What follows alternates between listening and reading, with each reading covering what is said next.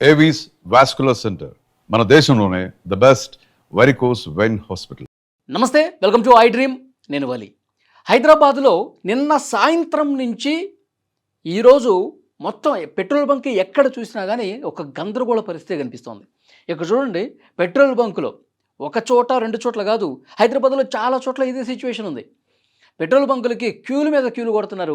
చాలా చోట్ల no stock బోర్డులు పెట్టి ఇక్కడ పెట్రోల్ లేదు, ఇక్కడ డీజిల్ లేదు, మీరు వేరే బంకుకి వెళ్ళండి అని చెప్పి బోర్డులు కూడా కొన్ని చోట్ల పెడతా ఉన్నారు. అంటే ఎందుకు రాత్రి నుంచి ఈ రకమైనటువంటి పరిస్థితి ఉంది? ఒకవైపు అధికారులు చెప్తా ఉన్నారు, తెలంగాణ పౌర సరఫరాల శాఖ ప్రభుత్వం నుంచి కొన్ని ప్రకటనలు వస్తూ ఉన్నాయి. అసలు పెట్రోల్ కొరత లేదు, డీజిల్ కొరత లేదు, గ్యాస్ కొరత లేదు, మీరు ఎందుకు ఆందోళన చెందుతున్నారు, మీరు ఎందుకు ప్యానిక్ అయిపోతూ ఉన్నారు, మీరు ఫోన్లలో వచ్చేవి సోషల్ మీడియాలో వచ్చేవి ప్రతిదీ నమ్మేసి ప్యానిక్ అయిపోయి ఆందోళన గురై మీరు ఇట్లా పెట్రోల్ బంకులకి వచ్చి ఇబ్బంది పడద్దు, అంతా సవ్యంగానే ఉందని చెప్పి ప్రకటనలు వస్తూ ఉన్నాయి.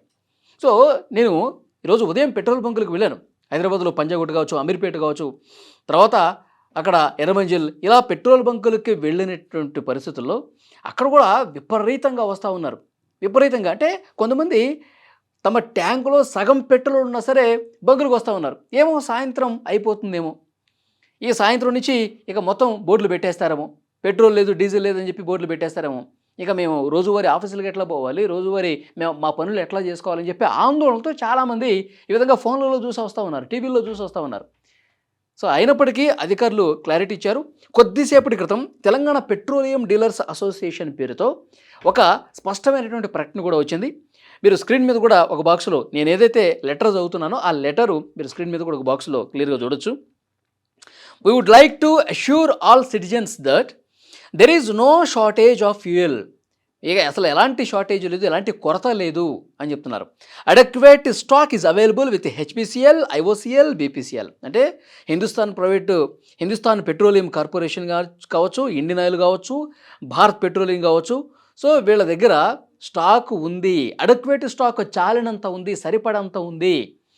రెగ్యులర్గా ఎంత మొత్తంలో అయితే నిల్వలు ఉంటాయో అవి అన్నీ సక్రమంగా సవ్యంగానే ఉన్నాయి, మీరు ఆందోళనలు చెందొద్దు అని చెప్తున్నారు. Supply chains are functioning normally. అసలు అంటే రెగ్యులర్గా ఏ విధంగా ఫంక్షన్స్ జరుగుతాయో, ఏ విధంగా అయితే పెట్రోల్ బంకులకి తమ కంపెనీల నుంచి ఆయిల్ వస్తుందో అది యథావిధిగా వస్తుంది, రెగ్యులర్ లాగానే వస్తుంది. మీరు ఎందుకు ఈ విధంగా పెట్రోల్ బంకులకి వచ్చేస్తూ ఉన్నారు? ఇది కరెక్ట్ కాదు. మీరు ప్యానిక్ అయిపోయి ఇంకా మీకు అవసరం లేకపోయినా సరే ఇంకా ఎక్కువ మొత్తంలో తీసుకోవడానికి పెట్రోల్ బంకులకు వచ్చి ఈ విధంగా కొరత సృష్టిస్తూ ఉన్నారు అని చెప్పి చాలా క్లియర్గా హెచ్పిసిఎల్ నుంచి, తర్వాత ఐఓసిఎల్, బీపీసీఎల్ నుంచి చాలా క్లియర్గా వాళ్ళొక లెటర్ రిలీజ్ చేశారు. ఇంపార్టెంట్ సేఫ్టీ నోటీస్ అని కూడా పెట్టారు. Carrying petrol are diesel in cans are storage is against PSO norms and poses a serious safety risk. Improper storage of fuel can lead to hazardous situations including fire accidents. This is not a safe or approved method of storing fuel. చాలామంది తమకు ఈ విధంగా తీసుకురావాలని చెప్పి ఎక్కడైతే ఇబ్బంది వస్తుందని చెప్పి చాలామంది ఏం చేస్తున్నారు, క్యాన్లో తీసుకెళ్తా ఉన్నారు. చాలామంది పెద్ద పెద్ద డబ్బాల్లో నింపుకొని తీసుకుపోతున్నారు. సిటీలో చాలా ప్రాంతాల్లో అయితే ఆ విధంగా లేదు. కానీ కొంతమంది ఏం చేస్తూ ఉన్నారు, ఏమో ఎటొచ్చి ఏమవుతుందన్న ఉద్దేశంతో వాళ్ళు భయపడిపోయి కొన్ని చోట్ల క్యాన్లు తీసుకొస్తూ ఉన్నారు, కొన్ని చోట్ల వేరే రకంగా స్టోరేజ్ చేసుకోవడానికి తీసుకొస్తూ ఉన్నారు. చిన్న చిన్న బాటిల్స్ తీసుకొచ్చి నింపుకొని ఇంకా ఎక్స్ట్రా బండిలో ఫుల్ ట్యాంక్ చేపిస్తున్నారు, ఎక్స్ట్రా కూడా తీసుకెళ్తున్నారు. సో దీనివల్ల ఇబ్బంది అవుతుందని కూడా ఈ లెటర్లో చాలా క్లియర్గా చెప్పారు. We request everyone to act responsibility, avoid panic buying, do not store fuel in unauthorized containers, purchase fuel only as per your regular needs. మీరు గతంలో ఏ విధంగా అయితే మీ వెహికల్లో పెట్రోల్ అయిపోతే మీరు రెగ్యులర్గా ఏ విధంగా అయితే పెట్రోల్ డీజిల్ కొట్టించుకుంటారో, గ్యాస్ నింపుకుంటారో అదే విధంగా చేసుకోండి. కానీ ఎవరో ఏదో చెప్పారన్న ఉద్దేశంతో, ఏదో అయిపోతుందన్నటువంటి ఉద్దేశంతో మీరు ఎవరు కూడా పెట్రోల్ బంకులకి వచ్చి ఎక్స్ట్రా మీకు అవసరం లేకపోయినా సరే ఇంకా ఎక్స్ట్రా తీసుకెళ్లే ప్రయత్నం చేస్తూ ఉన్నారని చెప్పి అది కరెక్ట్ కాదు.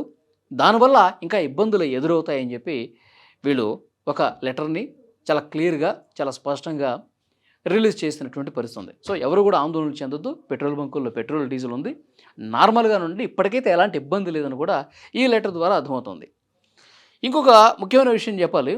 నేను పెట్రోల్ బంక్కి వెళ్ళినప్పుడు ఇంతకుముందు రిపోర్టింగ్ అక్కడ పరిస్థితులు ఏంటి తెలుసుకుందామని వెళ్తే ఒక వ్యక్తి చాలా దూరంలో పెట్రోల్ బంక్కి చాలా దూరంలో వాళ్ళ కారు ఆగిపోయింది. ఆగిపోయిన తర్వాత ముందుకు రావాలి కదా, మళ్ళీ వాళ్ళకి డీజిల్ కావాలి. ఇక్కడికి వచ్చారు, పెట్రోల్ బంక్ వచ్చారు, ఒక క్యాన్ కొనుక్కున్నారు.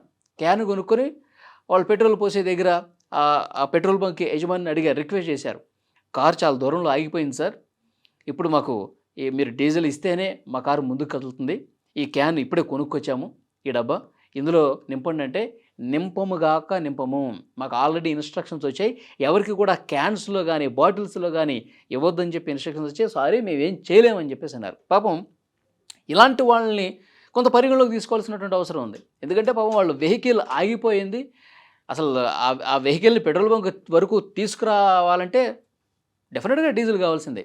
ఇక్కడేమో బాటిల్స్లో ఇవ్వట్లేదు. సో వాళ్ళు 4-5 గంటలుగా అక్కడ ఉన్న ట్రాఫిక్ పోలీసులను అడుగుతూ ఉన్నారు, అక్కడ ఉన్నటువంటి పెట్రోల్ బంక్ సిబ్బందిని రిక్వెస్ట్ చేస్తూ ఉన్నారు.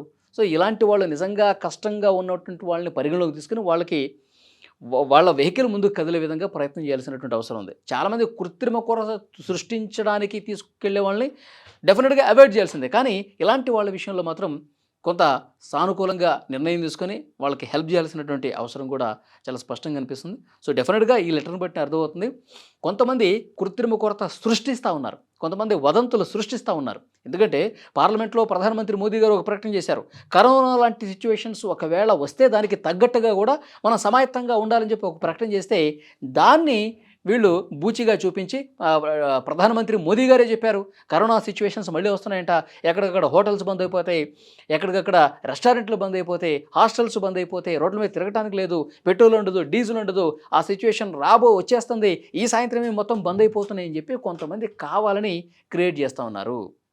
సో ఇంకొన్ని చోట్ల ఏం జరుగుతోంది, పెట్రోల్ బంకుల్లో కావాలనే డిమాండ్ పెంచడం కోసం ఆపేస్తూ ఉన్నారని ఒక చర్చ కూడా వినిపిస్తుంది. అలాంటి వాళ్ళు నిజంగా ఉంటే కనుక కృత్రిమంగా కొరత సృష్టించాలన్న దురుద్దేశంతో వాళ్ళని బిహేవ్ చేస్తే కనుక వాళ్ళ మీద కూడా చర్యలు తీసుకోవాల్సినటువంటి అవసరం కనిపిస్తుంది. సో డెఫినెట్గా హైదరాబాద్లో సిచ్యువేషన్ నార్మల్గా ఉన్నప్పటికీ కూడా ఈ విధంగా వదంతులను నమ్మే పెట్రోల్ బంకులకు వచ్చి ఇబ్బంది పడుతున్నటువంటి వాళ్ళు చాలామంది ఉన్నారు.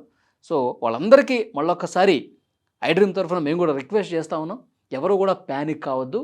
ప్రభుత్వం దగ్గర ముఖ్యంగా ఆయిల్ కంపెనీల దగ్గర నిల్వలు ఉన్నాయి, పెట్రోల్ బంకులకి యథావిధిగా పెట్రోల్ డీజిల్ గ్యాస్ వస్తోంది, ఇబ్బంది ఏమీ లేదు. మీరందరూ ఆందోళన చెంది అందరూ ఒక్కసారిగా తమ దగ్గర సరిపడంత ఉన్న 2 రోజులకు వచ్చేటువంటి ఆయిల్ ఉన్నా సరే ఇంకా ఎక్కువ కావాలన్న ఉద్దేశంతో వస్తూ ఉన్నారు. దానివల్ల ఇంకా ఎక్కువ ప్రభావం కనిపిస్తుంది. కాబట్టి అలాంటి ఆందోళన చెందాల్సిన అవసరం లేదు. మళ్ళీ ఈవినింగ్ కానీ రేపు కానీ ఎల్లుండి కానీ సో యథావిధిగా ఆయిల్ దొరుకుతుందని కూడా ఇప్పుడు ఈ ప్రకటన ద్వారా కూడా ఈ 3 కంపెనీలు హెచ్పి కంపెనీ కావచ్చు, ఇండియన్ ఆయిల్, భారత్ పెట్రోలియం వీళ్ళు కూడా ఒక క్లియర్ ఇన్స్ట్రక్షన్స్ ఇచ్చారు. సో వాళ్ళ ప్రజలకు కూడా ఒక భరోసా ఇచ్చినటువంటి పరిస్థితి. And for more videos, please subscribe to iDream. Please subscribe to iDream. Please subscribe iDream. And please subscribe to iDream. For more videos, subscribe to iDream.